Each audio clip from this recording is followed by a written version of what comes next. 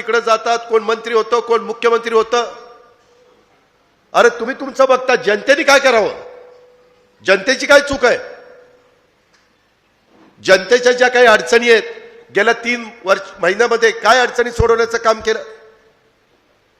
तुम्ही एकमेकांचे आरोप प्रत्यारोप, एकमेकांच्या कार्यक्रमाला तिकडं काही जण जात आहेत, त्या ठिकाणी मोठ्या मोठ्या सभा घेत आहेत. सभेतनं महागाई कमी होणार आहे का?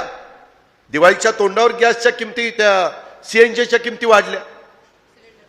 काही लोकांनी मला सांगितलं, दादा आम्ही आता सीएनजी सिलेंडर बसवलाय गाडीत, आता काय होतं पेट्रोलच्या निम्म्यातच आमचं भागतंय.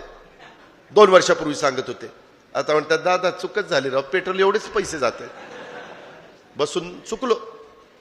हे जे काही प्रकार आहे, आज रशिया युक्रेनचं युद्ध झाल्यामुळे तिथं फ्युएल जे आपल्याला मिळतं ते कमी दरामध्ये मिळतं. मग इकडून पैसे का काढले जातात? एवढा टॅक्स का लावला जातो? याच्याबद्दल पण उत्तर दिलं जात नाही.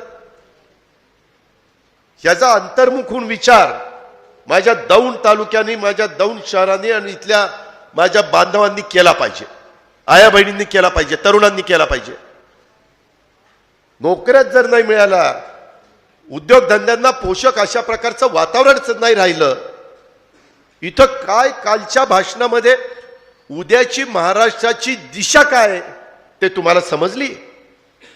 मुख्यमंत्र्यांनी सांगायला नको होतं, विजयादशमीच्या शुभ मुहूर्तावर माझी पुढची महाराष्ट्राची दिशा ही राहणार आहे.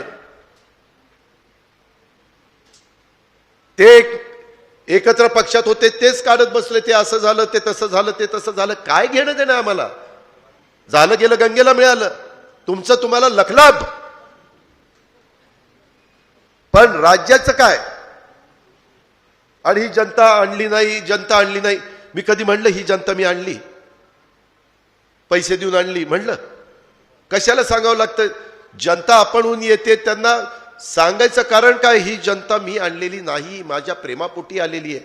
अरे ती तर नंतर भाषण चालू असताना उठूनच जायला लागली. कशाची प्रेमापोटी आणली? टीव्ही वाले पण दाखवत नव्हते, काय होतं कॅमेरा तिकडे दाखवायला कोणाला माहिती, की चाललीत लोक. मागं देखील कुठेतरी एक सभा झाली मराठवाड्यात, तिथं पण असंच झालं. माणसं बळजबरीनं आणली ना, किंवा काहीतरी आमिष दाखवून आणली, तर माणसं बसत नाही. आता ही भाषणं झाली, माझं भाषण चालू आहे, एक माणूस हल्ला नाही. कारण मी खरं तेच सांगतो, मला काय फसवायचंय? मला